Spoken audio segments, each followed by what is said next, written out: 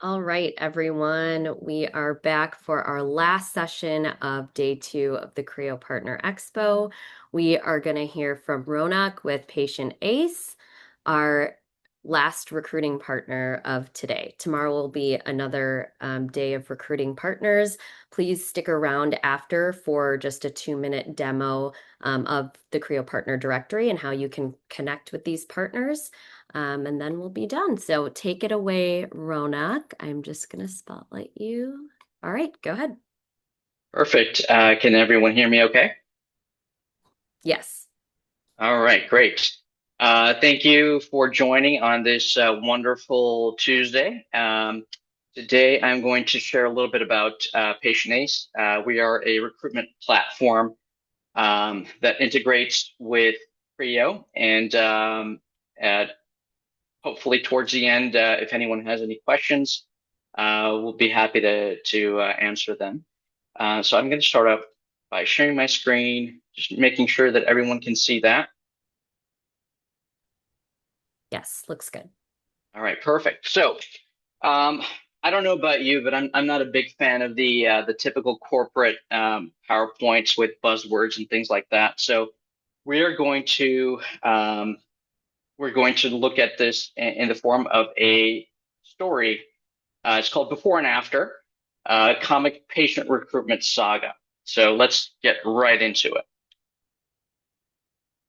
All right. So first, our main character is Daryl, and we're going to go into Daryl's story and find out why he was so sad before and what it is that made him happy afterwards. And I'll give you a little hint. It has something to do with PatientACE and CRIO. So let's get into it. Part one, leads. So before, Daryl is not very happy because he's getting little to no leads from his recruitment vendors. The leads he does get are unqualified, and he gets them in a format that looks a little bit like this. It might look familiar.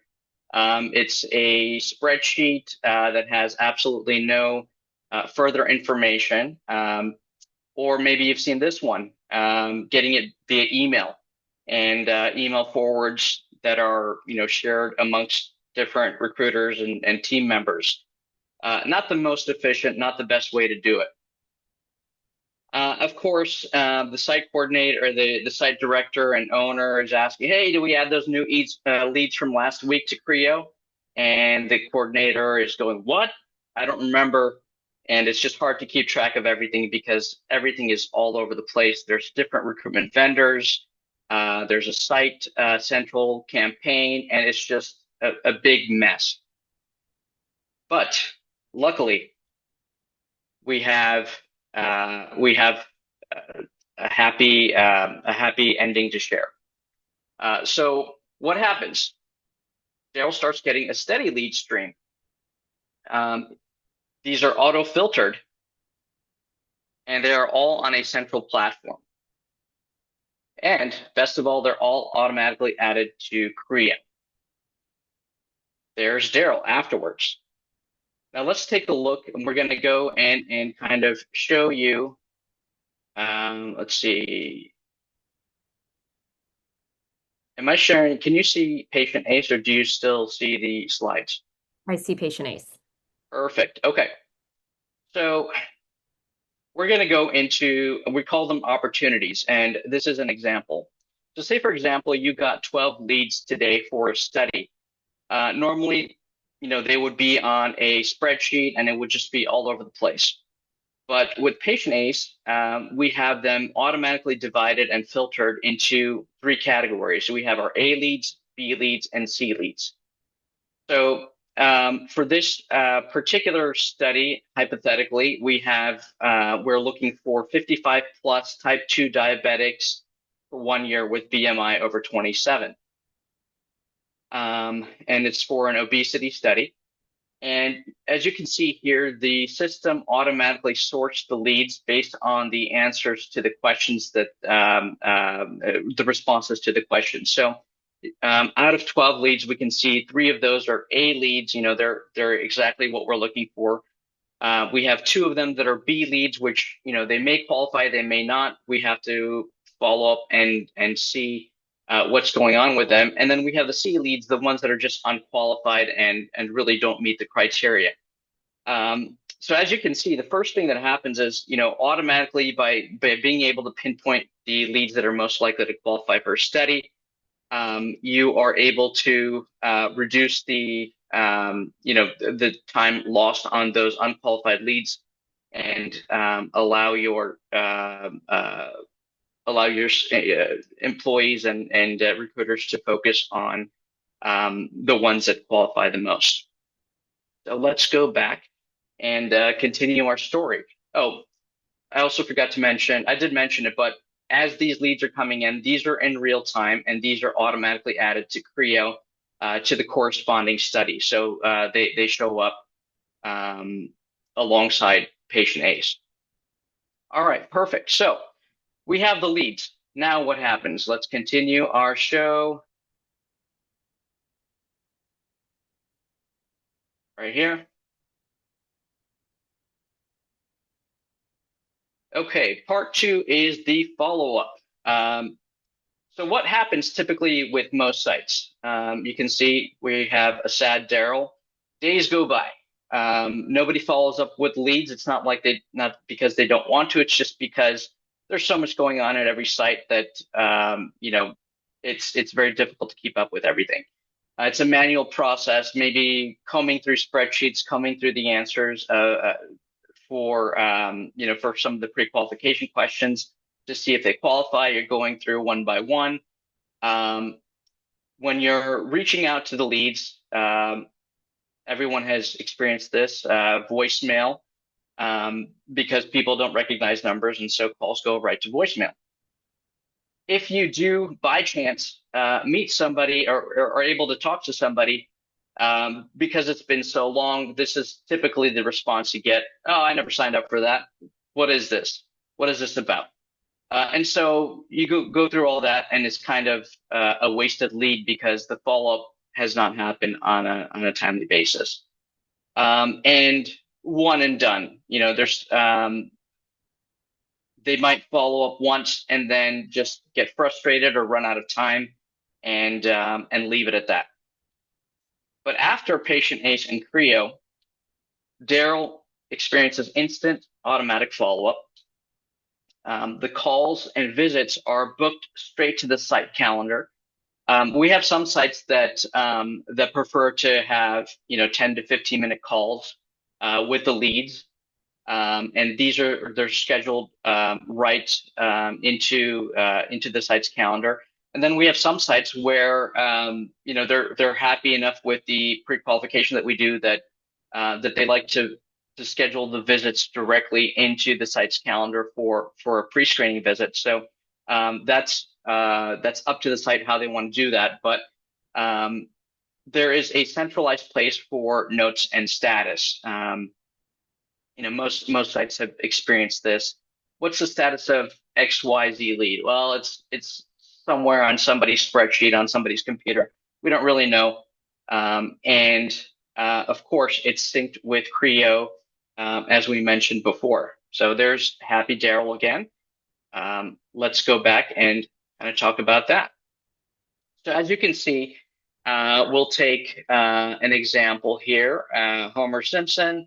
We can see once Homer Simpson comes in as a lead, over here is a conversation. This is an automated text message that has gone out to Homer. Hi, Homer. This is Dr. Hibbert from Springfield Research. I just saw your info come through for the study. The next step is to book a call with us for more information.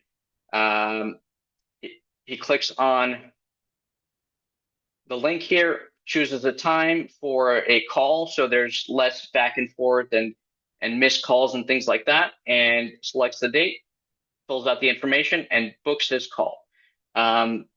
Very easy, very simple, but we found that just having the ability to book a call into the calendar reduces the amount of no-shows and improves the contact rate for leads. All right. So you got the call set up. The next step um, would be to open up the lead, and let's say the person is the site staff is able to talk to them, and they're able to add the notes. There's automated notes already based on the information that was provided when the lead came in, and a site staff can enter more information. So,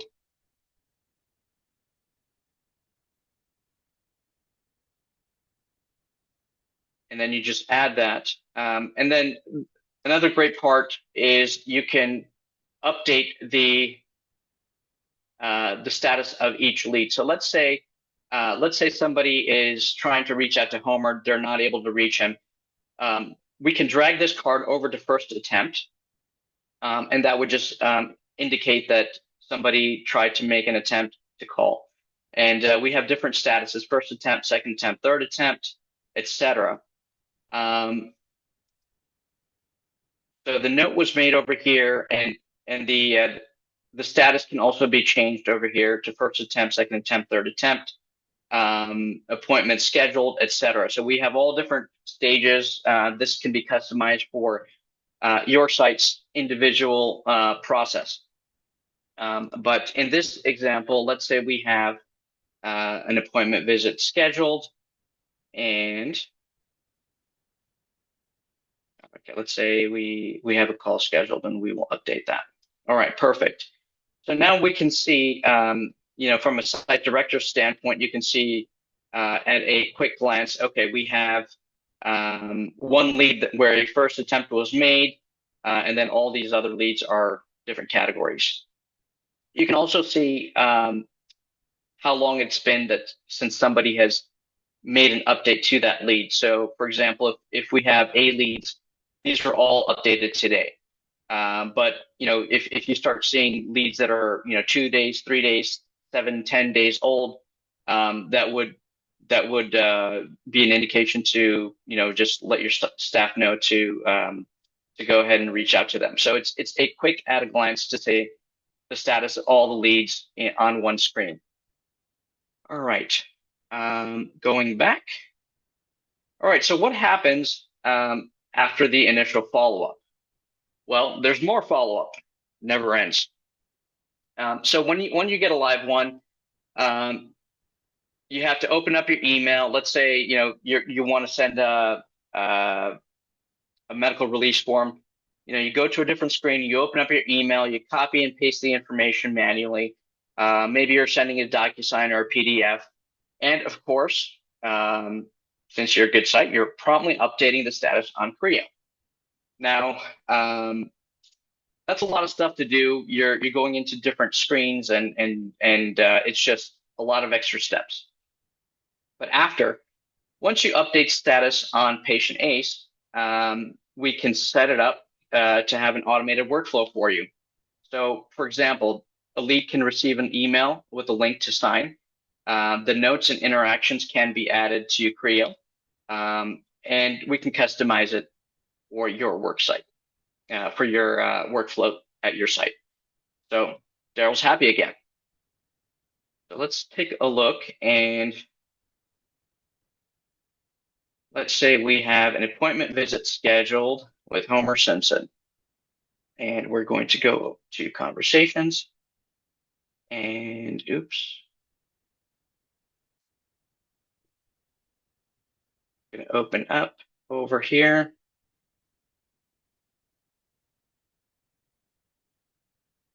Sorry, call scheduled. Okay. And I'm going to go over to conversations here. And if anytime somebody texts incoming, an incoming call, then that would show up. Sorry, an incoming text that would show up. Site staff can respond to texts and send emails directly from the platform as well.